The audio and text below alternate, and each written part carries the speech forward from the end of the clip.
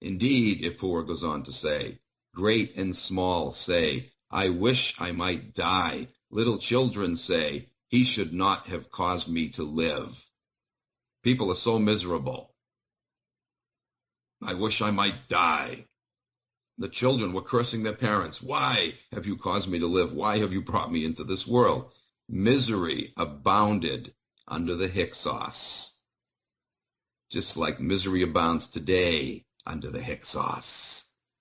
Moreover, it says, the few are pleased while the rest are in want. Who are the few, ladies and gentlemen? They're pleased. They're living high off the hog. They've stolen the wealth of the land. This is exactly, again, the story in the book of Genesis of the prick Joseph. Do you see now why they made those cursed statues with the name Joseph and Jacob on them?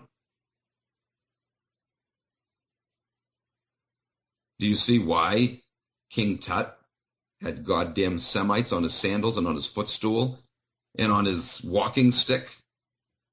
So that every time he walked, he was stepping on them and holding in the palm of his hand one of the pricks. Symbols that he had vanquished them. Oh, they did. They kicked their asses the hell out by that point. But it didn't matter because they took control of them in other ways, and ultimately Egypt fell. One way or another, they're relentless. They won't stop until they get their way or until you teach them the ultimate lesson. Anyway, it continues, behold, it has befallen the land. It has befallen that the land has been deprived of the kingship or proper rulership by a few lawless men. Wow.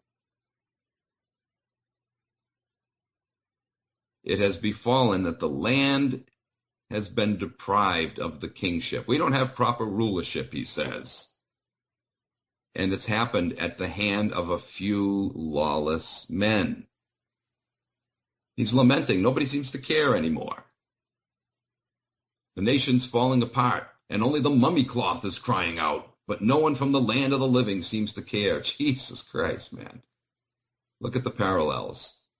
He goes on, he who could not make a coffin for himself is now the possessor of a treasury.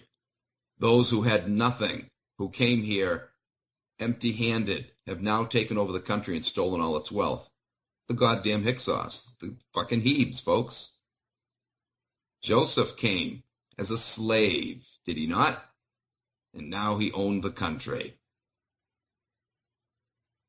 Behold, this has happened to men. He who could not build a room for himself is now a possessor of walls. Behold, the possessors of robes are now in rags. The ones who had nothing who came here have taken everything. Those who had something before now have nothing. They're in rags. While he who could not weave for himself is now a possessor of fine linen.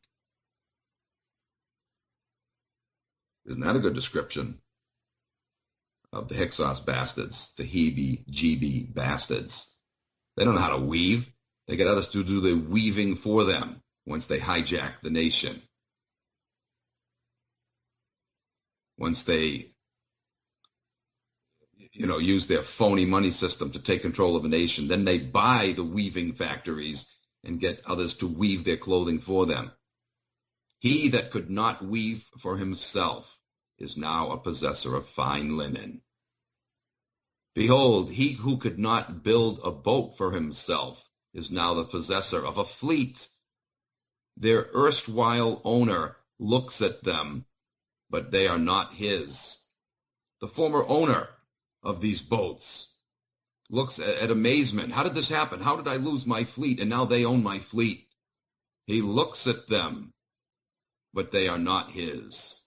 Not anymore. They were taken away from him. How many people today are looking at their former homes and saying the same thing? How did this happen? How did I lose my home? Because you were suckered by elite Jew pricks. That's how. Bamboozled. Behold, he who had no shade is now the possessor of shade, while the erstwhile possessors of shade are now in the full blast of the storm. Egyptians were losing their homes, says Ippur, on a grand scale.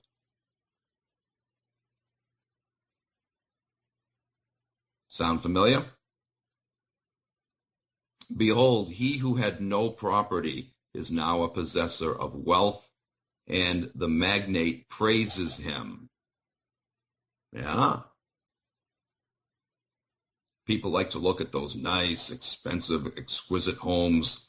Ooh, look at that. That's got to be at least $2.5 million. And they look up to them, when in reality they're fucking thieves. All their wealth is ill-gotten. They raped and pillaged you. And yet, society wants you to look up to them, and society does look up to them. Oh, he really accomplished something in life. He did something for himself. Look at that. They're proud of him, and they want him to take pride in himself, when all he did was rip everybody off. You don't make big fortunes anymore in this Jew pig-run world of ours, ladies and gentlemen, unless you're a fucking crook. Just doesn't happen. Those days are gone. You only make big fat wads of cash by screwing people. And that's what these bastards do and all their minions, just as it was in ancient Egypt. Behold, he who had no property is now a possessor of wealth, and the magnate praises him.